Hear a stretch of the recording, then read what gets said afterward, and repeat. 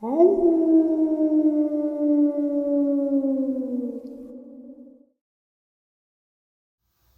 greetings and salutations, everyone. I hope everyone is doing well still, and welcome to today's bonus upload.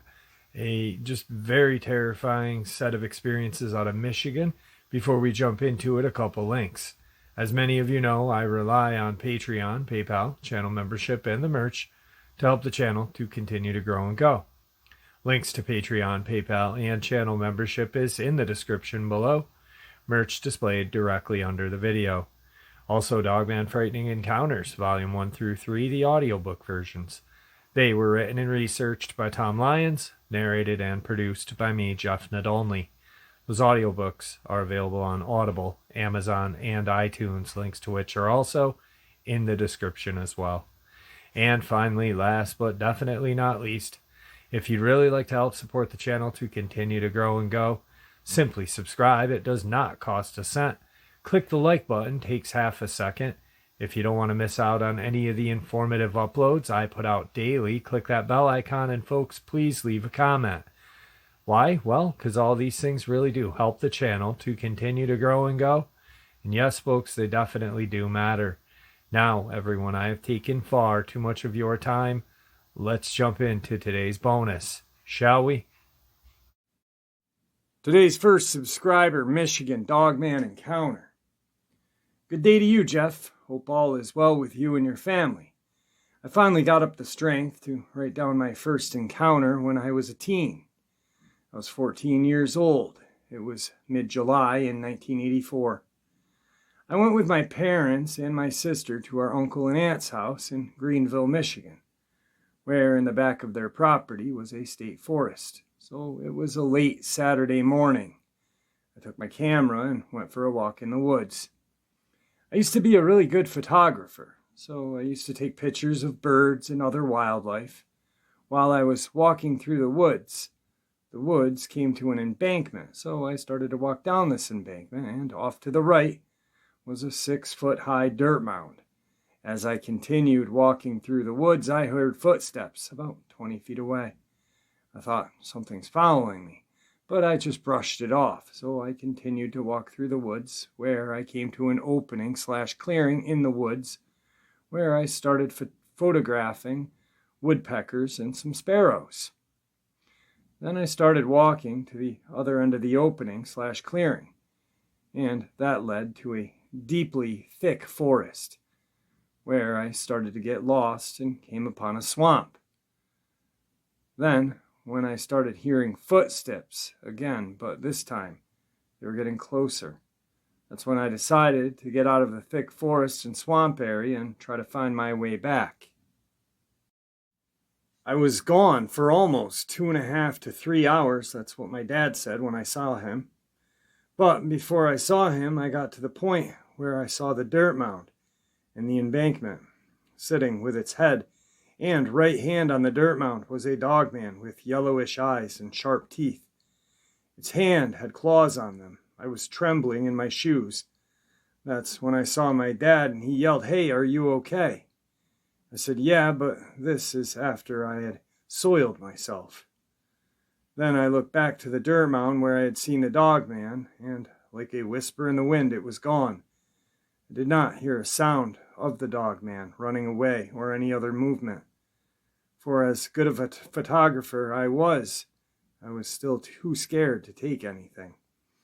I was lucky that my dad saw me when he did, or I may not have lived another day. It took me all these years to get this one encounter off my chest. Thank you, Jeff, because this channel has helped me overcome my weakness of my first encounter. Because I know there are other people out there like me. God bless and be safe. Same sub, second encounter. Good day to you, Jeff. Hope you and your family are well. A long-time subscriber. I'd just like to tell you about my most recent encounter. This happened 2 years ago, right around August, just when the weather was getting a little cooler out. I live in Michigan. I work in Detroit, Michigan. I work the afternoon shift from 3:30 till 2:30 a.m. or 3 a.m. This day I got out of work at 3 in the morning. I was driving on Connor going towards I-94. There was a black Ford F-150 in front of me when I saw the Ford hit its brakes. That's when I said to myself, "Why are you hitting your brakes? There's nothing in front of you." Then I saw it. Big black furry tail and running on all fours. I said to myself, "That's a big dog," but when I looked closer, it was taller than the 3-foot bike trail markers on the side of the road. It, the Dogman, ran on all fours and stood at least a foot taller than the bike markers. It ran and jumped over a 4 to 5 foot fence with ease. As it jumped over the fence, I got a look at its head shape, like a wolf or German shepherd. There's a golf course nearby where I saw it jump the fence. In all of my life, I never would think I would see such a beast in the city. I hope you share this encounter. It took me a while to type this one out as well. I finally decided to send it. Same sub, final encounter. Good day to you, Jeff. Hope you and your family are doing well. Here is my last encounter I've had. I go camping in my RV. My wife, myself, our 4 dogs, and sometimes my son comes along. We usually camp in the middle of the state of Michigan, close to water. This encounter happened about 2 years ago, September 2018. I usually do not go to bed until 4 in the morning because how my work schedule is. When this encounter happened, I was taking 2 of the 4 dogs for a walk. This was right about 2 in the morning. As we were walking, I noticed that all the wildlife had gotten real quiet. I thought that was odd because my dogs did not bark. Then my dog Bailey, he is a lab and hound mix, started sniffing the air and looking around. Then he made this moan like he wanted to leave.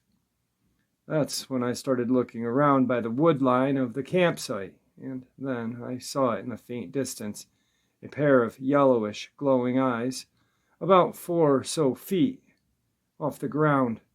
That's when I said to the dogs, "Well, it's time to go back to the RV." So we walked as fast as we could, which seemed to take forever, but was only 10 minutes. I opened the RV door to go inside with the dogs, looked around and made sure whatever it was did not follow us back when I went into the RV as well. When I got up at around 11 in the morning, I went back to the wood line and saw that there was an 8-foot chain link fence separating the campsite from that wood line. This Dogman was on the other side of that fence. That is what I was thinking as I looked into the wood line. I know for a fact that it was not a bear because bears have not come that far south in years. That's why I said it has to be a Dogman.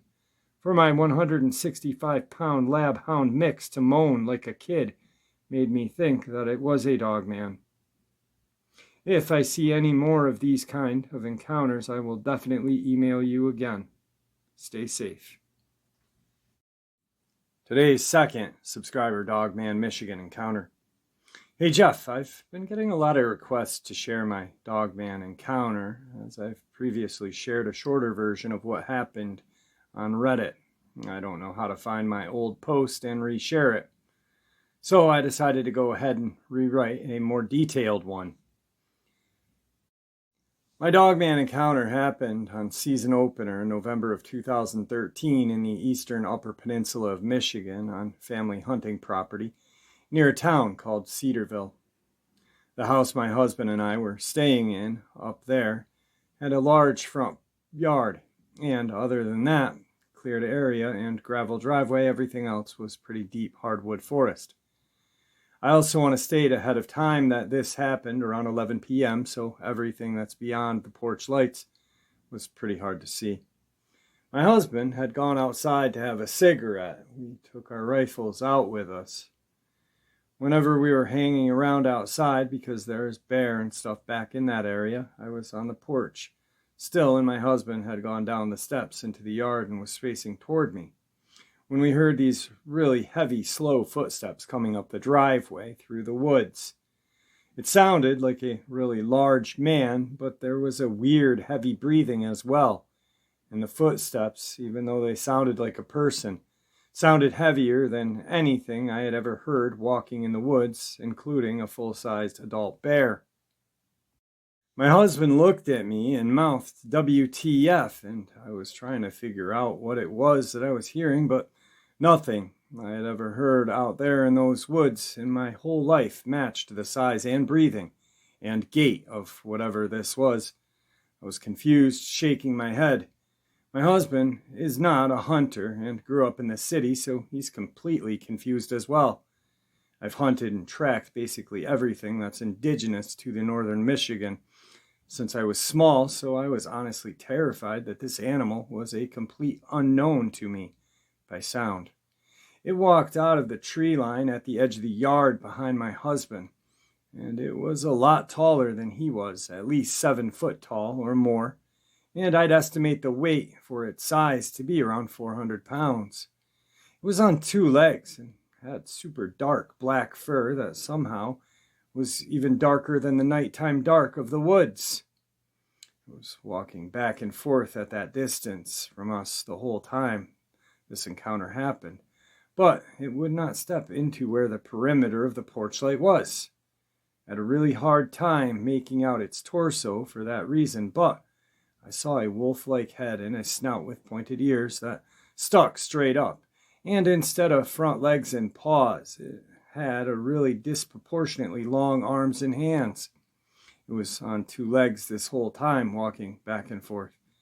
I freaked out and grabbed my rifle and started shooting at it and yelling at my husband to run and get on the porch. So he did, and then he took his gun from me and told me to find something to use as a weapon and go inside and hide. I did. I got a large knife and went and locked myself in the bedroom in the closet. I could hear my husband shooting, reloading a bunch of times for about 10 minutes. He came in and told me through the closet door that the Dogman had finally run off, but he was not sure if it was going to possibly come back, so we were both pretty terrified.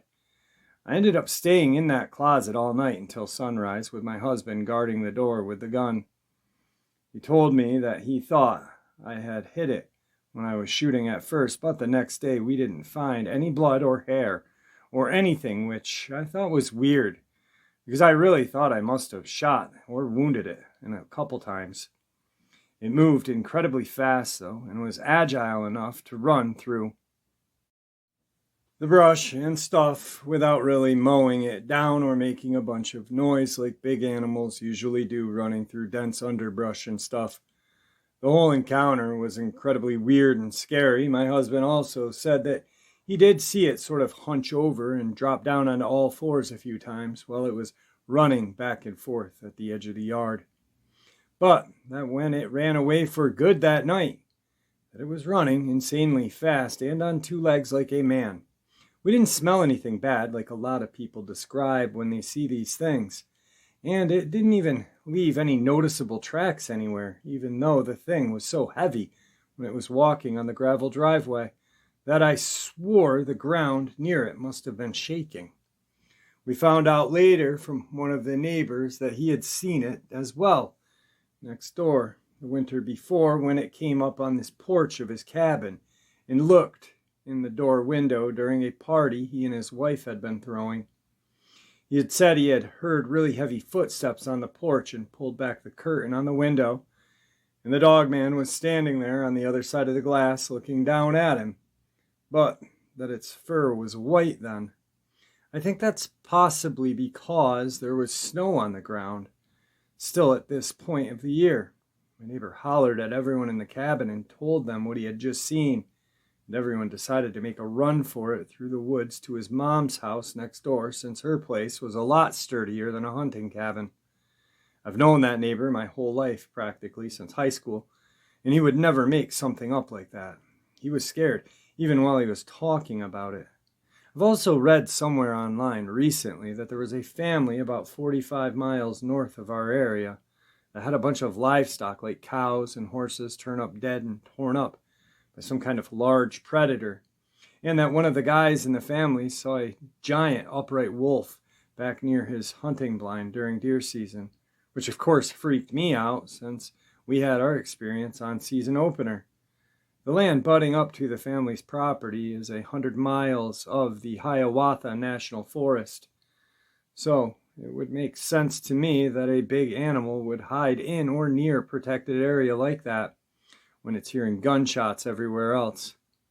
My lot and my neighbor's lot also are right alongside state land. My husband and I moved since this all has happened, but the experience was so upsetting to me that I constantly research online to see if anyone else has seen this thing up north and what their encounter was like and stuff. I've even heard that there's a small pack of them, about 4 or 5, that live in the state forest downstate in Isabella County, that a bunch of locals in the nearby area have seen, that somebody even saw one night downtown Saginaw. What scares me about that is the fact that there is no tree cover there. It's all city. I wonder if people all over the state are seeing these animals because they're getting forced out of their usual hunting territories due to the hunting, logging, mining that's really increasing over the years here. Be careful, everyone, when you're going out into the woods. Same sub, different email. Very interesting email, this one. Hey Jeff, I sat down tonight and tried to remember everything my dad had taught me and my siblings relating to the bear walker and wrote a basic description out of memory. My dad passed away back in 2010, and since everything in our Ojibwe culture is taught and passed down orally, I'm unfortunately only as good as my memory now. Yes, you can start feeling senile at 38. So anyway, here goes. The bear walker, or the Makwamosa. I know how to say the word, but not spell it, LOL. Was said to be a bad woman or man who decided to use the medicines and rituals of the Ojibwe in a corrupted way to gain personal power and or to exact revenge or get another native that they were upset at for whatever reason or jealousy of. That person who wanted to become a bear walker would have to perform a blood ritual of some sort by praying and calling on Jai Mandu, our word for the devil that basically means dark or evil spirit, and making an offering of their own soul and life as well as some blood. Not sure, but possibly their own, as well as an offering up something belonging to the intended target, like some of their hair or something like that.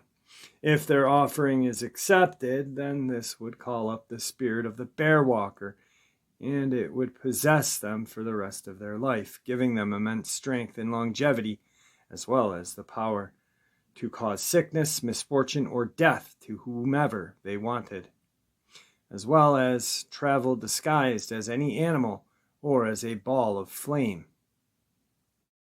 The form of the bear was chosen most often, though. To keep and build this power, the bear walker was expected to take lives and then to take a small piece of the body of their victim and offer it to the Jai Mandu. Some people also say that this could have been done to prevent the victim's spirit from getting revenge on the bear walker who killed them. For this reason, as part of any Ojibwe wake, the body of the deceased is constantly guarded by the family until the burial that occurs at the end of the traditional 4-day Ojibwe mourning ceremony. In the olden days, for added protection, the body would be rolled into a blanket, laid on a platform high off the ground while it was being guarded. In more recent times, however, the body is guarded indoor. I helped with this in an alternating shift with my younger brother during my father's 4-day ceremony after he passed. We believe that it takes a person spirit 4 days, which is a sacred number to us, to travel the spiritual road with our guides on the other side to atone for anything we may have done wrong or anyone we may have hurt during the course of our lives. When that is done, we believe that you are able to then go be with our ancestors and loved ones and the Creator. It's also said that the only way to stop a bear walker is to kill it. There's actually a guy in Canada who was acquitted of murder because he believed that the man he beat to death in his yard During an altercation was a bear walker who was trying to kill him. Locals backed him up because before the guy got killed, he had been bragging around town that he was a bear walker and he was going to kill a bunch of people he had beef with, or possibly even their children, so that they'd really suffer from grief. He got beat to death with a petrified walrus penis. Karma. I don't remember how much more than that, but I do know that locals from my old hometown and the rest of the Upper Peninsula who were interviewed for a book that I told you about had shared their family stories about stuff with bear walkers so that it could be taken seriously as warnings to others. Unfortunately, from what I recall from reading the book, it ended up being marketed as satire or funny mythological stories. I know most of the family names through the Ojibwe who contributed stories from my area and related to some of them, and I know they told these stories as what they consider to be fact. The Ojibwe sense of humor is super dry, but we never joke around about stuff that dark. Everything is shared as a lesson to be learned and passed along to the next listener. Oh yeah, I did manage to find the book on Amazon, so I'm going to send you a link. I think you would enjoy it and learn a lot more about the subject. I hope this helps. If you have any other questions or anything, just hit me up. It's called Blood Stoppers and Bear Walkers is the name of the book. Blood Stoppers, Bear Walkers, Folk Tradition of Michigan's Upper Peninsula. I suggest going to Amazon and buying it if you can. It is pretty amazing. Actually, after this subscriber and I had communicated a little bit, she was actually on the channel and told her encounter. I had read a thesis from an Ojibwe, and it was all about, I gotta see if I have it still. It was all about black magic, the bear walker. And I didn't realize what it was until I started reading it. And I had printed it out. It was like 30 or 40 pages long. But it was one of the most amazingly written, kind of documented history, I guess, of Ojibwe medicine and rituals and spirituality. Very cool. Today's third Michigan subscriber Dogman submission. Hey Jeff, I was never into the woods really growing up, but when I started working for a friend, everyone on his crew bow hunted, so I got a bow. This was in 2014, fall, and I shot the bow a lot that winter. And 2015, I went all over Kalamazoo, Cloverdale, Dalton, and Portage, Michigan, hunting for whitetail. The longer I hunted, the more confident I got, and all the while I had never seen DNR officers while hunting at all, but during the summer, they were everywhere for fishing purposes. The morning/night, I had my experience. I got up at 4 in the morning and drove to Gordneck State Park area in Portage, Michigan. And when I was driving to the normal parking they have for the public, I saw a game trail from the road, and I stopped my van and parked on the side of the road and followed it in. After a while, I found the normal path that was built for walking on, so I decided to go to the tree stand I knew of. In southwest Michigan, there is no need to put a stand up on public land because all the good spots already have stands in them. So I'm walking on the path and I see a tree. I'm going to walk up to it. When I grab the first stair, I realize I forgot something and turned back to walk on the path. About 100 feet back down the path, I noticed massive paw prints over the top of mine. A giant pad, 4 large toes, and 4 large claw marks on each side. And it looked like maybe 8 to 15 of them crossed here because of how many and how wide they were, like 3 to 4 at a time wide. they crossed. I am still not afraid or alarmed because this is Southwest Michigan. We have never had any predators that would bother us. I'm thinking, that's cool, and I'd walk the edge of the path where the prints came from, and nothing, no prints in the woods, so I turned around and followed them across the path to the woods. On the other side, about 10 to 15 feet across, no prints in the woods. The only prints were on the path, like they were in the trees.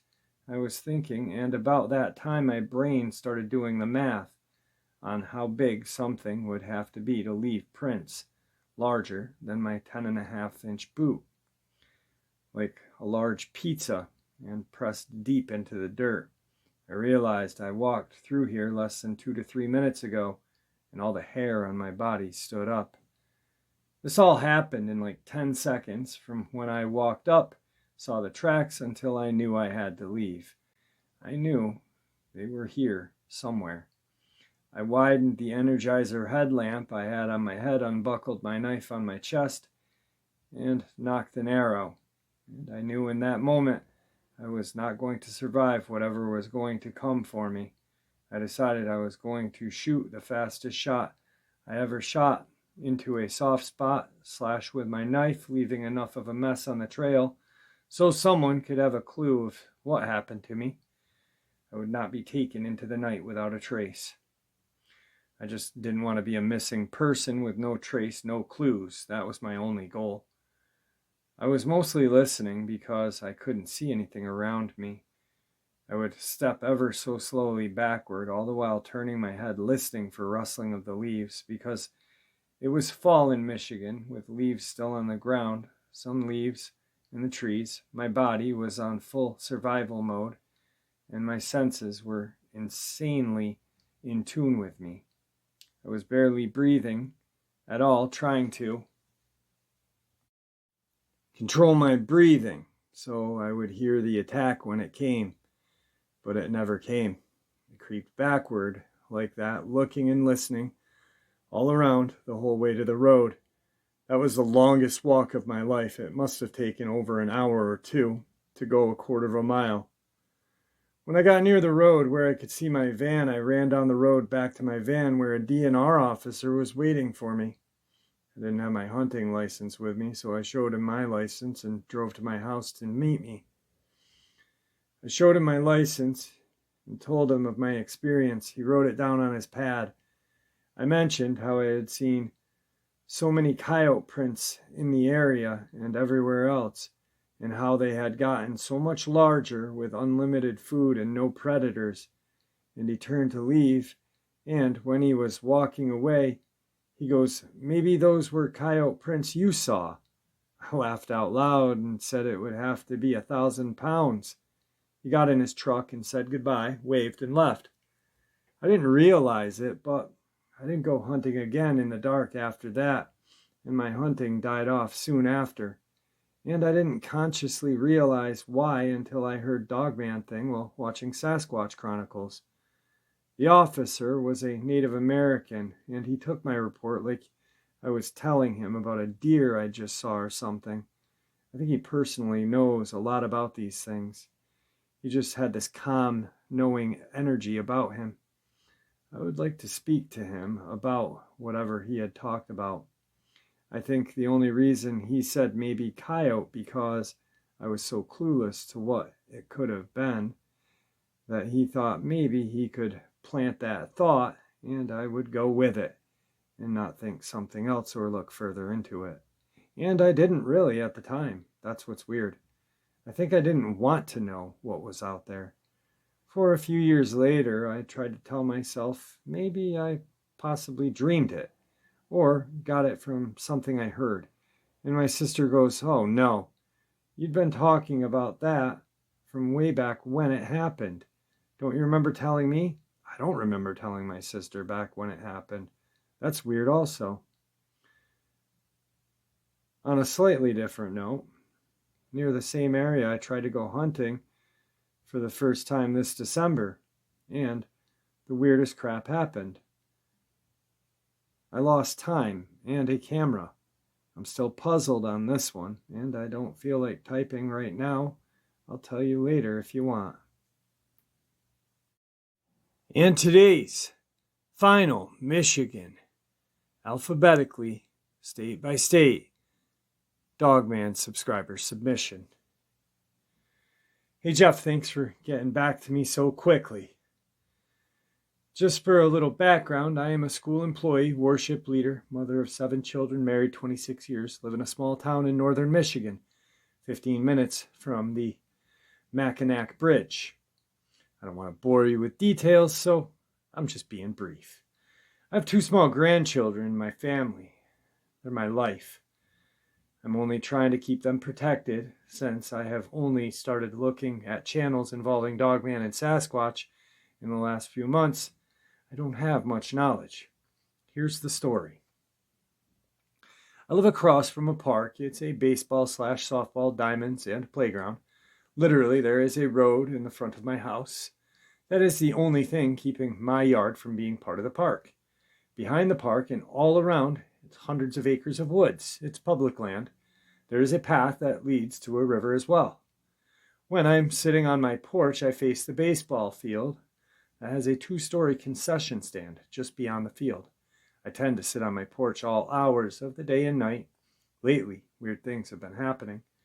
I have been seeing eye shine on the 2nd story of the concession stand. I know that sounds weird. The eyes are yellow, golden, and very large. They will appear to be looking straight at me. And then they will move from side to side. I can see when the face turns and then turns back to look at me. This has been happening for weeks. They are not there every night, but more often than not lately. My pit bull has been having odd behavior as well.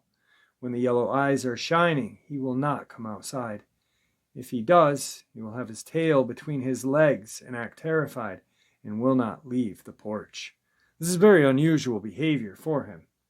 A few nights ago, I saw a set of red eyes and another set of eyes with the yellow eyes. They were both swaying back and forth and turning their heads side to side back at me.